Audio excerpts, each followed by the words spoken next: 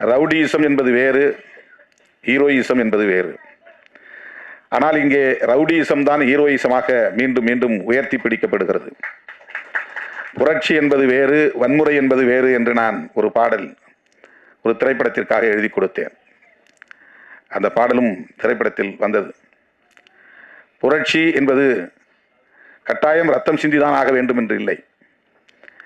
புரட்சியாளர் அம்பேத்கர் செய்தது ஆயுதம் இல்லாத ஒரு புரட்சி. அவர் எந்த இடத்திலும் ஆயுதம் ஏந்துவோம் என்று சொல்லவில்லை. ஆயுதம் ஏந்துவதற்கான எந்த சூழலையும் அவர் உருவாக்கவில்லை.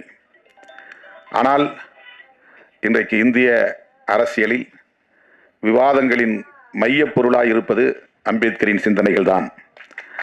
அரசமைப்பு சட்டம்தான் இன்றைக்கு இந்திய அரசியலின் மையப் பொருளாக இருக்கிறது. நாம் இங்கே சமூக நீதி என்று பேசுகிறோம், அது அரசியலமைப்பு சட்டத்தின் கோட்பாடு தான். சுதந்திரம் என்று பேசுகிறோம், அது அரசியலமைப்பு சட்டத்தின் கோட்பாடு. சமத்துவம் என்று பேசுகிறோம், அது அரசியலமைப்பு சட்டம் முன்மொழிகிற கோட்பாடு. மதச்சார்பின்மை என்று பேசுகிறோம், அது அரசியலமைப்பு சட்டம் முன்மொழிந்திருக்கிற கோட்பாடு. ஒரு தரப்பு மதம் வேண்டும், அரசுக்கு மதம் வேண்டும் என்று சொல்லுகிற தரப்பு இங்கே உண்டு. அரசுக்கு மதம் வேண்டாம், மக்களுக்கு மதம் வேண்டும். மதம் என்பது அரசுக்கானதல்ல, மக்களுக்கானது. இதுதான் அரசமைப்பு சட்டம் சொல்லுவது. இது எவ்வளவு பெரிய புரட்சி!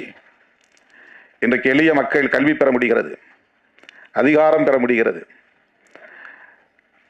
கருத்து சொல்ல முடிகிறது, ஆளும் வர்க்கத்தை எதிர்த்து போராட முடிகிறது. இவ்வளவு வாய்ப்புகளையும் எது தருகிறது என்றால் அரசமைப்பு சட்டம் தருகிறது. இவ்வளவு பெரிய மாற்றங்கள் இன்றைக்கு நிகழ்கிறது என்றால் அது அரசமைப்பு சட்டத்தால்.